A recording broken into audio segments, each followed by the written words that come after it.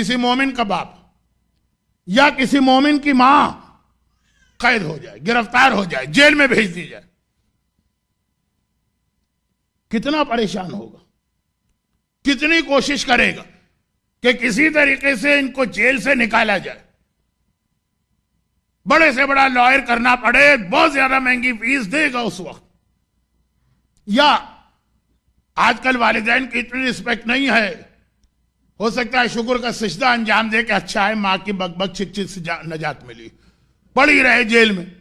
تو یہ ایسا ہی ہوگا جو اپنی بیوی سے بہت محبت کرتا، بیوی سے محبت کرنے والے ہی ماں کو جو ہے ڈیگریڈ کرتے، تو چلے اس کی بیوی اگر جیل میں گرفتار ہو جائے۔ اور کسی سے تو آدمی محبت کرتا ہے، جس سے محبت کرتے وہ جیل چلا جائے، اور معلوم ہوا کہ قید کے عالم میں ہے، اور قید بھی ایسی کہ قید میں اس پہ ٹارچر کیا جا رہا۔ اب آج کل تو دنیا الٹی ہو گئی ہے، بہت سی جگہ پہ جیل میں زیادہ عیش و آرام ملتے ہیں، اتنا اپنا گھر میں بھی نہیں ملتا۔ لیکن آپ آئے تو انڈیا سے ہے نا، کچھ پاکستان کے لوگ ہوں گے میری طرح سے۔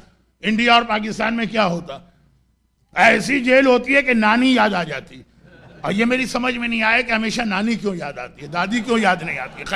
خیر وہ ہوگی کوئی ایسی نانی اسلام میں یا تاریخ اسلام میں۔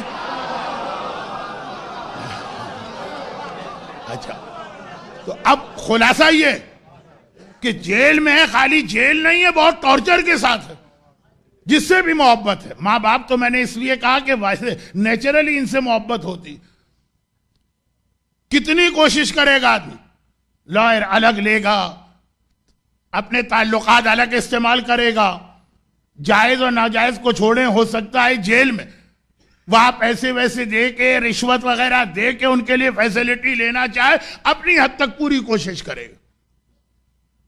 لیکن یہ ان جرنل بات کر رہا ہوں، ماں مر گئی، ہم کو بھی پتا ہے، ماں تو ہر وقت انسان کے ساتھ گناہگار تھی، باپ مر گیا گناہگار تھا، اور جس سے محبت ہے وہ مر گیا گناہگار، کہاں گیا؟ جیل میں گیا، سخت ترین جیل میں گیا۔ یہ دنیا کی جیل تو کیا ہوگی جو قبر کی جیل، اور اگر عذاب آ رہا ہے تو سخت ترین عذاب آ رہا ہوگا۔ دنیا میں کیا ٹارچر ہوتا ہے جو قبر کے اندر عذاب دیا جاتا ہے گناہگار کو۔ کوئی فکر ہے، کوئی پریشانی ہے، کچھ ان کو اس قید سے رہا کرانے کے لیے کوئی انسان کوشش کر رہا ہے؟ پاکستان میں پرسنلی جانتا ہوں، کیونکہ شہر کراچی سے میرا تعلق ہے۔ کراچی میں تو بہت سے بے گناہ بھی قید ہو جاتے ہیں، اولاد قید ہو گئی، جوان بیٹا اگر باپ بوڑھا، ماں قید ہو گئی اگر بیٹا جوان، مکان تک لوگوں نے بیچ دیے ہیں تاکہ لائر کی فیس اور کورٹ کی فیس کسی طرح ان کو رہا کرانا۔ پراپرٹی آدمی سیل کر دیتا ہے صرف اس لیے کہ جیل میں ہے، یہ برداشت نہیں ہو رہا۔ اور جو ماں باپ یا جو اولاد گناہوں کی وجہ سے قبر کی قید میں ہوں گے، مولا کا جملہ ہے کہ قبر کیا ہے؟ قبر ان القبر روضۃ من ریاض الجنہ وحفرۃ من حفر النار، جنت کا باغ بھی ہے کچھ لوگوں کے لیے، کچھ کے لیے جہنم کا سخت ترین عذاب اسی قبر میں۔ ان کو کیسے رہا کرانے کی کوئی فکر ہے؟ اور کوئی رات نہ سہی تو شب جمعہ اسی لیے بنائی گئی ہے کہ کم از کم آج تو یاد کر لو اپنے اس مرحوم کو جو خدا معلوم قبر میں کس حالت میں ہے۔ یوم تبلی السرائر، قرآن نے قیامت کے لیے کہا، قیامت میں ہر آدمی کا سیکرٹ کھول دیا جائے گا۔ قبر میں تو ہمیں نہیں پتا نا، امید ہے کہ مومن ہے تو اچھی حالت میں ہوں گے، لیکن کیا ابھی 50-50 چانس تو ہے نا۔ فکر ہے یہاں پہ کوئی اپنا مکان بیچتا ہے اپنے ماں یا باپ کے گناہ کو معاف کرانے کے لیے؟ ایک رات، آج کی رات 2 رکعت نماز حجیہ والدین پڑھنا کچھ لوگوں کے لیے مشکل ہو جاتا ہے۔ 1-2 رکعت نماز ویک میں ایک دن، وہ ذرا مشکل ہو جاتا۔ کوئی احساس ہی نہیں کہ جیل، سخت ترین جیل، اور جیل کا عذاب، سخت ترین عذاب، دنیا کا کوئی عذاب یا کوئی ٹارچر قبر کے کا تو مقابلہ ہی نہیں کر سکتا۔ آج کی رات شب جمعہ، ایک مقصد یہ بھی ہے کہ انسان خود بھی اپنے آپ کو چیک کرے، ایسا نہ ہو کہ ان کی مدد کرتے کرتے خود اتنے گناہ کر کے جائیں کہ پتہ نہیں قبر میں ہمارا کیا حشر، مگر ان کی بھی مدد کرو جو جا چکے۔ اور ان کو تو ہمارے علاوہ اور کون یاد کرے گا؟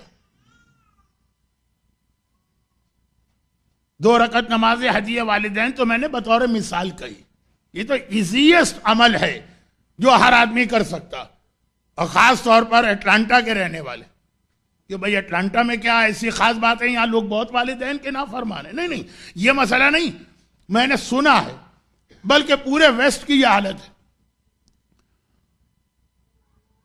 ڈرائیو کر کے لوگ آتے ہیں، کوئی 40 منٹ کی ڈرائیو، کوئی 30 منٹ کی ڈرائیو، کوئی 20 منٹ کی ڈرائیو، نیئرسٹ پہ غالباً 10 منٹ کی ڈرائیو تو ہوگی۔ تو نماز ہدیہ والدین تو کار چلاتے ہوئے بھی آدمی چلتی ہوئے حالت میں یہ نماز پڑھ سکتا ہے، ٹائم بھی الگ سے نہیں دینا۔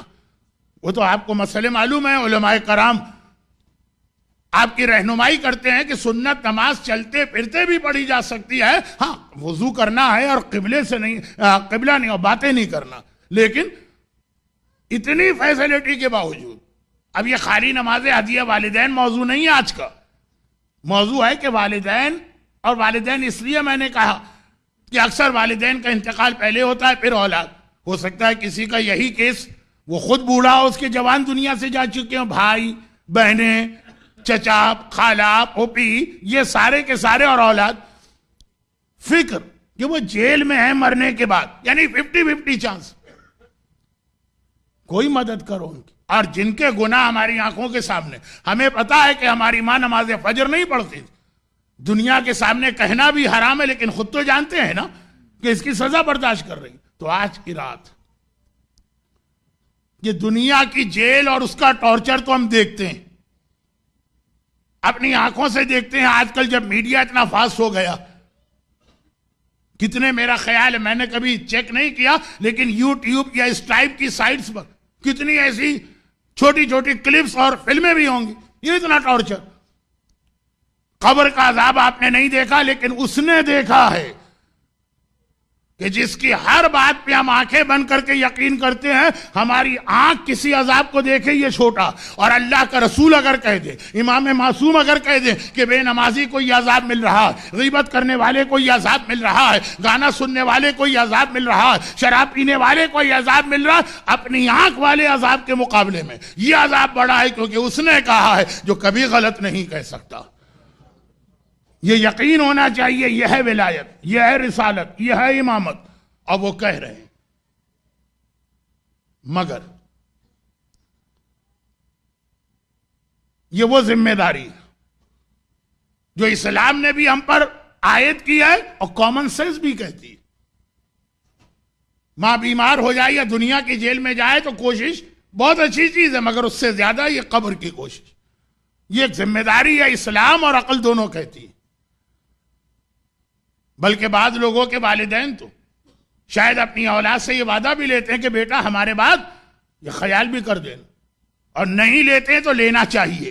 رحمتک یا ارحم الراحمین، وصلی اللہ علی محمد وآلہ الطاہرین۔